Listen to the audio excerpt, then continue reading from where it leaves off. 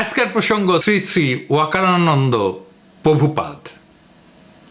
এই নাম কেন দিলাম আসেন সে আলাপটা করি।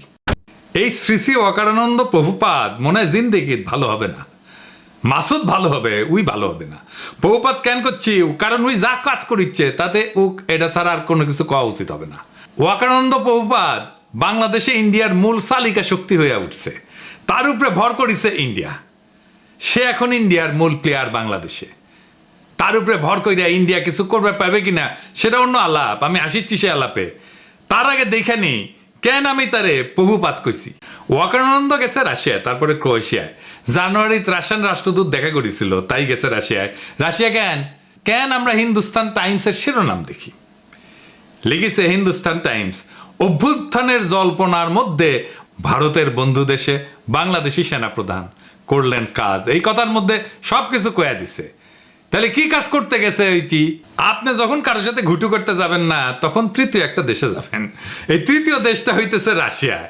এই রাশিয়ায় গিয়া সে ইন্ডিয়ার পানি পড়া নিয়ে আসিছে।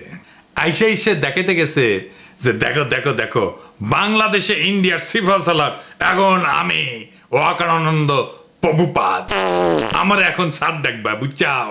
গেছে বৌদ্ধ বিহারে, দেখেছেন হিন্দুস্তান টাইমস কি নিউজ করলো এবার দেখেন।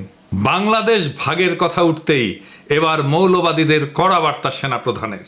ওয়াকার বললেন, দেখেছাও।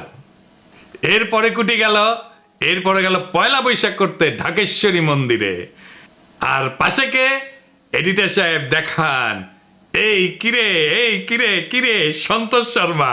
হ্যাঁ, সন্তোষ শর্মা বাংলাদেশের রয়ের এক নাম্বার লোক।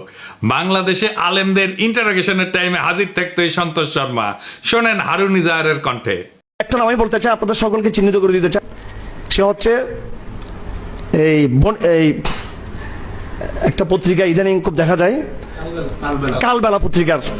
কালবেলা পত্রিকার সম্পাদক সন্তোষ শর্মা। সে সরাসরি ওই বিদেশি এই কান্ট্রির ম্যানেজারের পক্ষ থেকে, স্টেশন ম্যানেজারের পক্ষ থেকে সে সরাসরি আমাকে রিমান্ডে নির্যাতন করেছিল। সেজন্য ওই কালবেলা পত্রিকার সম্পাদক সন্তোষ এর বিরুদ্ধে শর্মা, ওর বিরুদ্ধে মামলা হতে হবে। এবং সে কিন্তু নিজেকে অনেক বিভিন্ন আড়াল দিয়ে সে নিজেকে আড়াল করার চেষ্টা করেছে। এরাই কিন্তু আমাদের এই রাষ্ট্রকে সর্বদিক থেকে এনে ধ্বংস করেছেন। এরপর 21 টিভির নিউজ দেখেন। আর সন্তোষ শর্মা এখন তিনি দৈনিক কালবেলার সম্পাদক ও প্রকাশক, কাজ করেছেন শক্তি নামের পত্রিকায়। সাপ্তাহিক সুগন্ধার মালিক ছিলেন সন্তোষ শর্মা, হয়েছিলেন দৈনিক আমাদের সময় পত্রিকার ব্যবস্থাপনা সম্পাদকও।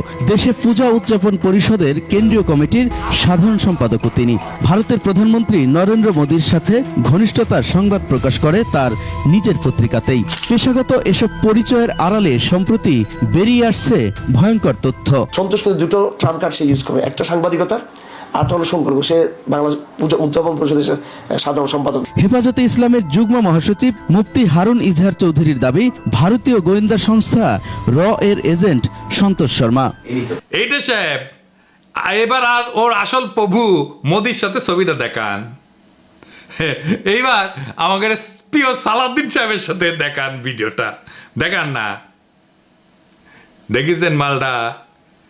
এইবার সব হিসাব মিলিছে, খাপে খাপ মমতাজের বাপের মতো মিলে গেল। তার মানে এইটার পিছনে একটা বিশাল পরিকল্পনা আছে ওয়াকারের এই ভিজিটের পিছনে। আমরা একে একে দেখব ওয়াকারুজ্জামান কেমনে ওয়াকারানন্দ প্রভুপাদ হইয়া উঠলো, সেই জার্নিটা আমরা এক্ষুনি একটু দেখি। ওয়াকারের সাথে তো ইন্ডিয়ার পররাষ্ট্র সচিব ক্যান্টনমেন্টে গিয়ে দেখা করেছিল, তাই না? সেনাপ্রধান তো সারাক্ষণ নাকি কথা কইতেছিল নতুন সরকার তৈরির সময় ভারতের সেনাপ্রধানের সাথে, তাই না? ভারতের সেনাপ্রধানই কয়ে দিছে, as of today, firstly, there is no vulnerability from any side.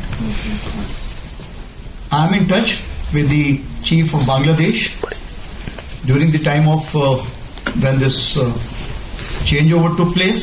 I was in constant touch with him, and even thereafter, in November 24, we had a video conference also.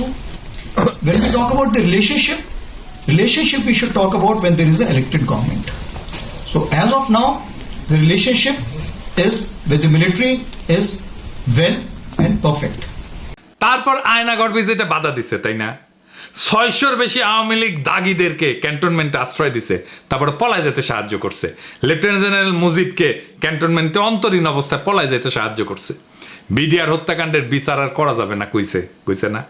এই বর্বরতা কোনো সেনা সদস্য করেনি, সম্পূর্ণটাই তদানীন্তন বিজিবি সদস্য দ্বারা সংঘটিত।